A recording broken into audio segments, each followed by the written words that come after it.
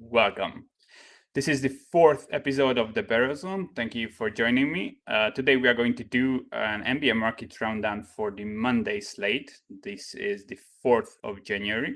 We have a 9-game slate, couple of interesting games. I really like some looks. Hopefully we can get ahead of some line moves. If you have any comment or feedback regarding the show, please share it with me. You can reach me on Twitter at @thebarrelzone. And if you want to tear my plays and read my written analysis that I post every morning on all the games, you can join my Discord through Patreon at patreon.com/thebarrelzone. I will put up my odds screen now. We will be using Sports Insights once again. And we will get into it. So, first game on the slate is the Philadelphia 76ers hosting the Charlotte Hornets. The spread opened at 9.5 and it's still sitting at 9.5, so not a lot of moves here. I kind of like Philly here. I think if there is a lock on this slate, Philly is the lock to win here. Couple of notes. This was the same matchup was played 2 days ago. Philly won by 15. They had one of the most efficient shooting games by any team through the whole year.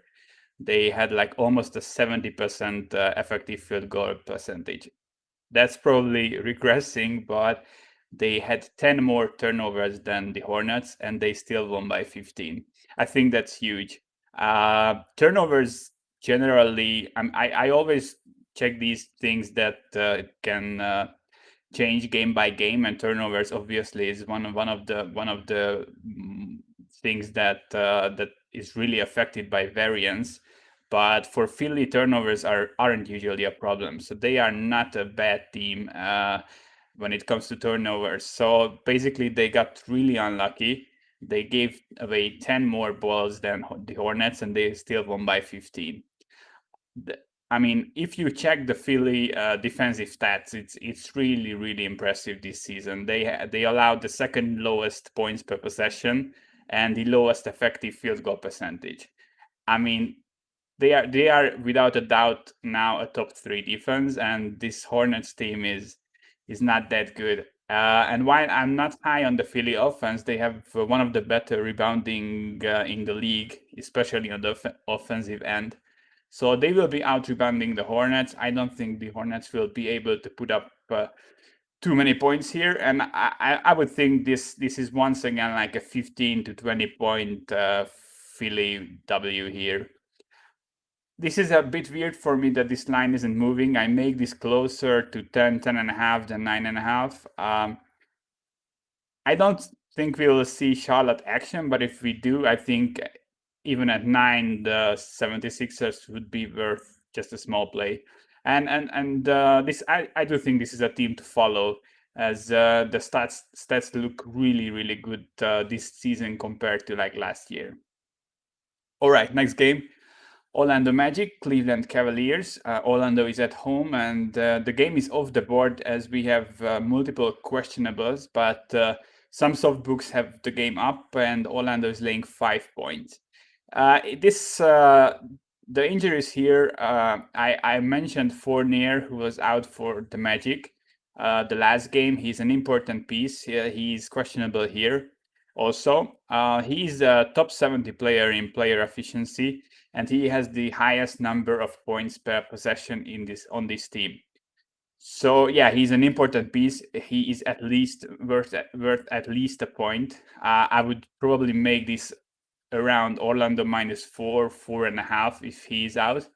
On the other side, Garland is questionable for Cleveland. He's a starting guard. He's averaging 17 points and 6 assists. So he's another piece that's kinda interesting. And obviously, you have to downgrade Cleveland somewhat if he's out. I mean, we don't know about these injuries yet. I would think Fournier won't be playing, as he wasn't practicing on Sunday, and it's not looking very good at the moment. So I would probably cap this game without him playing. So this -5 on Orlando will disappear and turn into like a 4.5. even maybe 3.5 by game time if Garland is ready to go. One thing we have to note, and I do think this is a really important one, that Cleveland is right now one of the best defenses in the league. And they aren't doing it against scrubs. They just kept the Hawks, who are one of the best defenses, to 91 points. I mean, they allow 101 points per possession. That's the best in the NBA. And they are also forcing the most turnovers in the NBA. So I don't think you can sleep on this Cleveland team. This will regress. They aren't the most talented team, even defensively. But they are good and they are playing hard. And this Orlando squad, I mean, they are just middle of the pack everywhere. They play solid basketball. We've seen this year in year out. It's almost always the same with Orlando. They can probably get to a 7th or 8th seed when everything is wrapped up, but they are just a middling offense, a middling defense, and I'm not sure they will be able to put up too many points on Cleveland. I mean, this Cleveland defense is really good, and they are forcing a bottom 5 pace also. So this will be a low-scoring game. The only total I see up at FanDuel is 216. So yeah, I wouldn't be laying the points here. I think this will be a low-scoring, close game. Cleveland has a bad offense, so Orlando will be able to probably slow them down. But yeah, I don't like either side here. We've talked way too much about this game when we have way more interesting games coming up. So next game on the docket, Miami, Oklahoma City. My main note here with Miami is that we need to see them for a few more games before we can say anything about them. They played a brutally difficult schedule. They played the Magic, the Pelicans, the Bucks twice, and now the Mavericks. And the Butler wasn't they were without Butler for most of these games. When Butler came back for the last game against the Mavericks, he wasn't looking healthy or himself. I think he had 0 points. So yeah, I cannot say anything about Miami until we see just a few more games. Currently, the main thing is that defensively, it's just not there. And if you look at the offense, it's one of the worst in the league so far. Miami is 30th in points per possession, 30th in turnover rate, and 30th in offensive rebounding. So that's literally the worst offensive team in the league. Yeah, but as I said, I mean, they had difficult matchups. They were without Butler, so we will see how this will turn out. On the other side, OKC is very similar. Offensively, 28th in points per possession, 25th in offensive rebounding, 26th in free throw rate, same in turnover rate. So these are two bad offenses, but one team is laying 8 points. So I don't think you can bet that. There is the possibility that Miami just comes out guns blazing. This is finally a bad team they can beat up on, and they do that. But I mean, if you just look at what these teams have been doing so far, it's an extremely close matchup. So yeah, my lean, to be honest, is still OKC with the points. I make this closer to 7.5. If this gets out to like 10, I think I will probably put in a small bet on OKC. But yeah, Miami will get better through the season, and I could see them easily covering this, obviously. So yeah, probably no bet. Next game, Atlanta Hawks, New Orleans, New York Knicks. I think this spread at -6. The Hawks are 6-point home favorites, now 6.5 on Pinnacle. I think this is giving New York a lot of respect, and I can understand that. I mean, New York, if you check, I really like the metrics strength of schedule. And if you check it, New York has faced the toughest schedule so far. I mean, it's a very low sample size. We are early in the season, but they have faced a really tough schedule so far. And besides giving up 121 against the Pacers in their first game, They kept Philly to 109, Bucks 110, Cavs 86, Raptors 100, and Pacers 102. So they are allowing just barely 105 points per 100 possessions against the toughest schedule anyone has faced. If you check any defensive metrics, the Knicks are probably around or within the top 5. So yeah, they are great defense. The problem is that the offense is averaging the third lowest points per possession. They are bad in effectiveness. So they give away the second most balls. So like the turnover rate is pretty bad. So offensively, it's just mediocre. But I mean, this is a good defense. I really like what the coach is doing with the roster, and this is a better roster than they had last season. I'm a Knicks fan. I really follow this team closely, and I think they are within like one or two big trades of being like a decent team. So yeah, but the problem is Atlanta is the second best offense in the league, maybe third, depending on what metrics are you following. But they are within the top 5 in each and every metric. And I think they will be able to put up points. The problem is that defensively Atlanta isn't bad, so like they will put up points. This New York team will like hold them back a bit offensively, but they will be able to score. But on the other end, I'm not really sure New York will be able to score. We've seen Atlanta, if they want, they can play defense. They are middle of the pack defensively when it comes, but they have played some really good teams.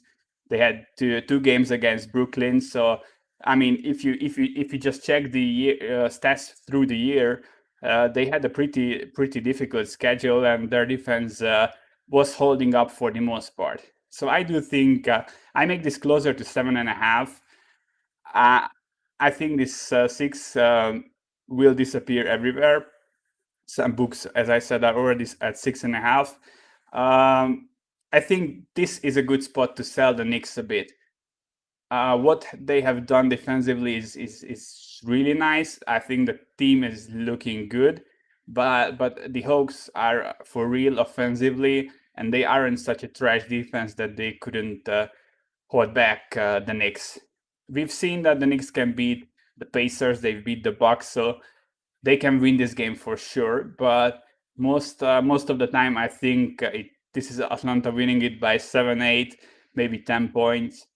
They are just a too good defense to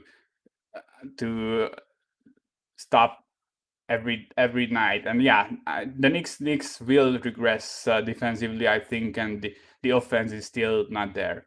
So this is a spot where if you find an Hawks -6 out there, I would definitely take that right now. 6.5 also maybe bettable. All right. Next game on the bucket is the Toronto Raptors hosting the Boston Celtics. Boston is coming off a game against Detroit. This was another one of these double game sets. So they played Detroit twice. They've lost the first game, if I remember correctly, and they just barely beat them. Or maybe they won both games, but barely. I will just check in a minute to make sure. I didn't go back to the second game. Yeah, so they lost the first game by 3, and they won today by 2. The problem in the first game was rebounding. They were heavily out-rebounded. And today it was basically close because they gave away 8 more balls than Detroit. So Detroit won the turnover rate 17-9. That's a pretty big difference. In the first game, I mean, Boston was shooting terribly, and they were also out rebounded. So there are problems here and there, but overall, I still like what I'm seeing from the Celtics. So this is a back-to-back for them. Most of the core guys, Brown, Smart, Tatum, they played around 35, 36 minutes last night. It was a good offensive showing by Boston. They've put up 128 points per 100 possessions. That's like top 10% of all games by all teams this season. So yeah, they might be a bit tired. You have to factor in the back-to-back, but one thing to note that it's still early in the season and they played an early game. So this was like a 3 p.m. start for Boston, and this will be a late game. So going from an early game to a late game, even if it's a back-to-back, it's not that bad. What I've been saying about Toronto is that if you can out rebound them, you can beat them. And while this isn't such a good matchup, than the one against the Pelicans, where I really like the Pelicans as they have strong rebounding numbers, but still Boston is within the top 10 when it comes to offensive rebounding. And currently, let me check. Yes, the Raptors are allowing the second highest offensive rebounding rate. So we have a top 10 offensive rebounding team against the team that's allowing the second most offensive rebounds. Basically, when it comes to all the stats, the teams are pretty close. Toronto maybe has a bit better defense, but I think the rebounding edge will be huge. Although I'm not sure the Celtics are the team that can exploit their shortcomings in this area. So yeah, this spread is currently up on a few books with Toronto laying 2.5 to 3 points. I mean, I think this should be a bit closer. If Boston wasn't on a back-to-back, I would make this probably a pick'em in Toronto. But I mean, in Toronto, they don't really have a home court. So, but these teams are pretty close.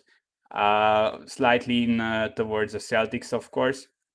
But I mean, this is a day game to night game. I'm kind of liking the offensive rebounding edge for the Celtics. Overall, they still look the better team to me. They had a couple of closer games than I would like, especially these two against Detroit. But they've been getting a bit unlucky, and I think they are the better team right now. So if this opens 2.5 to 3, I would probably take the Celtics there, and this is one game I'm looking at. Toronto is just not there offensively, and yeah, the Celtics are the better team at this point. I don't think there is any question about that. Next game on the docket, Houston Rockets hosting the Dallas Mavericks. This is a very interesting game. It's off the board everywhere. Besides, I think, some US books and Bet365 has this as a pick'em, so you can lay the money line -110 each way. I do think this is a game where you have to look at Houston or nothing. What we have to note is Doncic is questionable for the Mavericks and Harden is questionable for Houston.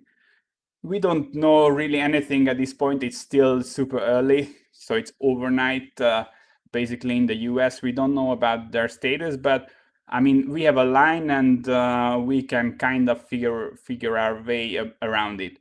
So we've seen the Mavericks play last night without Doncic. Everyone played around 35 minutes in the starting lineup besides Powell. He played only 20. But this will be a back-to-back for Dallas with travel, of course, and this is also the third game in 4 nights. Without Doncic, they looked obviously terrible. They had like a 50% effective field goal percentage. They've put up 105 points per 100 possessions. So it's not good offensively if Doncic isn't in. On the other end, I would think the Rockets can still win this game if Harden is missing. I would make this Houston -2 if everyone was playing and this was an equal rest. So with the back-to-back thing for the Mavs, this should be around Houston -3.5, maybe 4, if both Harden and Doncic are playing. If they are both out, I would probably make it around Houston -5. As while I do think I mean, so far Harden has been playing better than Doncic. I don't think that's something you can question. But Doncic is more important to his team. So the Houston Rockets are still a decent basketball team with the new additions, even if Harden is sitting. But if Doncic is out, this Mavs team is just ugly. So yeah, I think you can, if you have access to the Houston money line right now, around -110. That's a thing you should sit on. That's a good bet if Harden plays and Doncic plays. A good bet if Harden plays and Doncic doesn't play. A good bet if both guys are out. Basically, you are only screwed if Doncic plays and Harden doesn't. But I mean, I'm not sure. We don't know what are the possibilities, but we have basically four setups, and three of them are looking pretty good at this line. And even if Harden sits, I think Dallas should be like -1, maybe max -2. So like you won't have like such a bad deal with Houston, even if the worst case scenario is happening for them. So yeah, that's about it. This is my thought on this game. I would probably take a Houston position now if you have access. If not, then let's see where this opens on like Pinnacle and the bigger, sharper books. I would think the position they have to take here is Houston -2, 3, or something like that. Maybe even like 3.5. So, but I mean the swing with Doncic and Harden, if one plays and the other is out, that's like 6-7 points to the spread at least. So I wouldn't be surprised if Pinnacle just won't put up a line at all. All right, next game, Pelicans Pacers. I will be pretty quick on this. The Pacers are the better team, both offensively and defensively, and they are getting a few points here, just 1.5. So the Pelicans are home. They are laying 1.5 points. The thing is why I'm not taking it yet. I make it exactly -1.5. So this is my number. What is the current market line? The Pelicans have a huge rebounding edge. If you check the offensive rebounding rate for the Pelicans, it sits at 29% through the season, and it's 19% for the Pacers. So it's it's just a huge rebounding edge. On the other, one other thing is the Pelicans are also one of the better teams at drawing free throws. They are the sixth best team in this, and the Pacers are just 20th. So we have two stats that we know that they matter a lot: offensive rebounding and how many free throws you force. And the Pelicans have huge advantages in these two. Everything else, Pacers, I think, have better fundamentals, more maybe not more talented, but the currently the team is better put together. They have slightly better offense, slightly better defense, but again, the rebounding edge could be big for the Pelicans.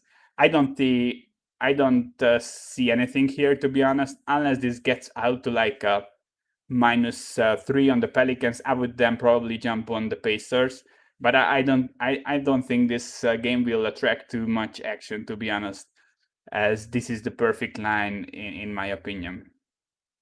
All right, this will be a quick one. Next game, Milwaukee Bucks laying 14.5 on the road, depending on books. I mean, this should be a blowout. The Pistons are in a 13-4 back-to-back. Milwaukee's an extra rest, so everything's looking pretty tight for the Bucks.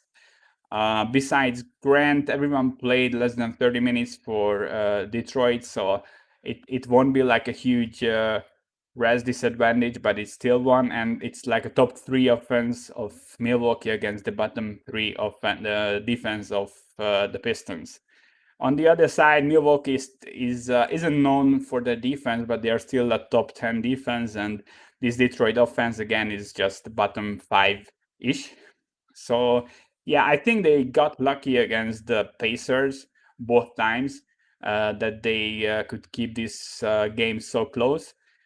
I think this is another blowout. I would probably put Milwaukee around. I mean, they probably win this at a higher percentage than Philly wins against Charlotte. But both of these teams, we had so many upsets this season, but I just don't see either of these teams losing these games, to be honest. Obviously, unless some injury comes in, but I don't see anything on the Milwaukee side that should be concerning. All right, last game. This is another interesting one. The Golden State Warriors are hosting the Sacramento Kings. Currently, Sacramento is laying 2.5 points. This opened as Sacramento -2, so some early money on the road favorite. Last night, the Warriors went off. I told you that Portland is a bad defense. They have bottom 5 metrics across the board. And Curry put up 62 points, a career high for him. I mean, the whole offense did look good. They put up 128 points per 100 possessions. That's top 4% of all games so far this season. And they had a 63% effective field goal percentage, just top 7% of all games this season. So, I mean, everything was clicking. I think part of it is variance, part of it is the bad Portland defense, and obviously Golden State is getting better, and they will get better, as I said yesterday. But it isn't difficult to look good against the Portland defense, to be honest. On the other side, the Kings, I'm very similar on the Kings as I'm on Orlando. They aren't very good anywhere, but they are at least decent everywhere. I think if you strip away last night's game, because some Golden State hype will come out now. I've checked all the news this morning. Everything was around Curry and how the Warriors are back. They've won 3 of the last 4 games, etc. I mean, yeah, I don't think they are good. If really things get better, I mean, Green played like 28 minutes last night. If his conditioning gets better, if Oubre and Wiggins find some more chemistry and Oubre's shots will start to fall, I mean, they have a ceiling close to Sacramento's, I would say. But at the moment, Sacramento is still the better team. One key for me is the strong rebounding. I think Sacramento has a very strong rebounding, and they also give up much less free throws than Portland, for example. So those are 2 keys against this Warriors team. You can still out rebound them if the stars, I mean, mainly Curry, aren't getting the free throws. They won't be able to score that much, and the Kings offense is still just a middle of the pack offense against, like, so far what has been a bottom 5 defense of the Warriors. So I make this Kings -3. So I show a small edge on Sacramento, and personally, I think this is the right side. I wouldn't be surprised if this gets to 3.5. I know there is hype on the Warriors, but I'm not sure it's justified based on basically 1 game. So that's about it. I think we have a great slate. I've talked a bit more than I talk usually, but there are some good looks here. So the games that I like is the Atlanta-New York. I think Atlanta is still a decent bet at the current number. You should track the Celtics. I think if they get more than 2 points, they might be a fair side. Houston probably in a decent shape. You have to monitor the Celtics-Pelicans game. If the Pacers get more than 2.5 points, I think it's a fair side. So yeah, we have a couple of good ones, and of course the Kings-Warriors game is an interesting one. I would probably fade the Warriors here. As I said, they might be a buy team down the line, but I'm not sure we are there yet. And this is the tail end of a back-to-back, 3rd and 4th. So, and I mean, Curry will regress from last night. He played 36 minutes. So yeah, it's Kings or bust for me. This has been the show for today. Thanks for listening. Make sure to drop a follow on Twitter at The Barrel Zone. And if you want to tear my plays, you can go to patreon.com/The Barrel Zone. And I'll see you guys tomorrow. We have a short 5-game NBA slate for tomorrow, but I'm sure we will find some interesting stuff there. So yeah,